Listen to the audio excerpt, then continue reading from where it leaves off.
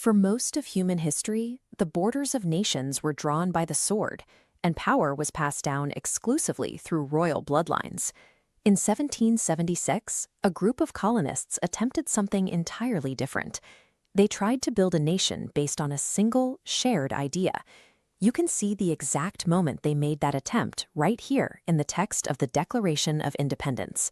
It laid out a specific hypothesis, that all people are created equal, with inherent rights to life, liberty, and the pursuit of happiness. At the time, those were heavily compromised words. The reality on the ground fell massively short of the ideals written on the page. The framers knew their initial sketch was incomplete. So when they drafted the Constitution 11 years later, they anchored it with "we the people" and built an amendment process directly into the framework. They designed a legal structure that could evolve. By leaving the rules adaptable, they passed the profound responsibility of actually fulfilling those founding promises to every generation that would follow. 85 years later, that framework was pushed to its breaking point.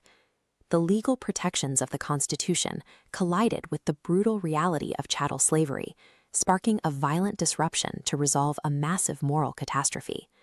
As the casualty count climbed, Abraham Lincoln articulated exactly what was at stake. He framed the conflict as a severe test of whether any government belonging entirely to the people could actually endure. The Union held.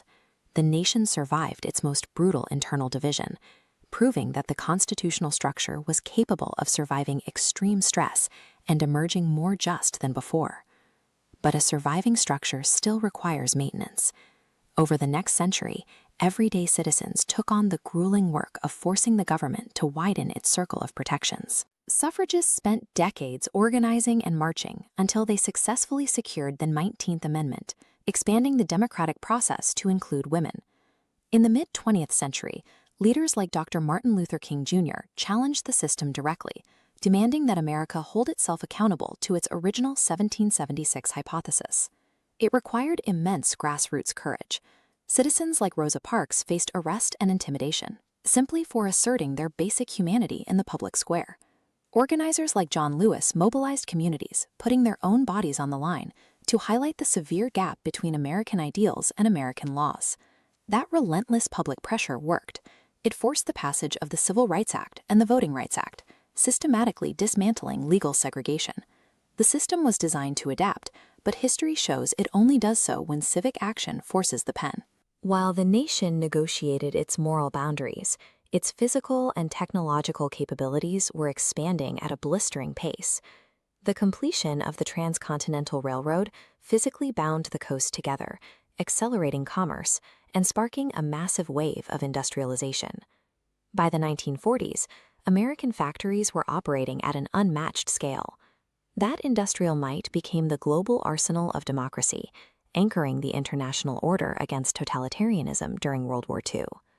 Decades later, that same collective will and engineering capacity culminated in Neil Armstrong stepping onto the lunar surface, turning science fiction into a historical milestone. Soon after, American innovators led the development of personal computing and the Internet, establishing a digital infrastructure that changed how the entire world communicates and does business. These technological leaps created vast new wealth, but more importantly, they multiplied the scale and the influence of the American experiment on a global level. Today, that experiment looks vastly more complex. The modern American tapestry is woven from a diverse, continually shifting population navigating a highly connected world. As the nation approaches its 250th anniversary in 2026, it offers a rare moment to take stock of the sacrifices that kept the framework intact.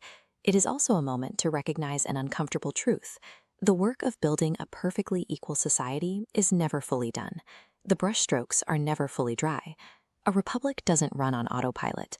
The structure designed in 1787 survives only through relentless, active stewardship by the people living in it right now.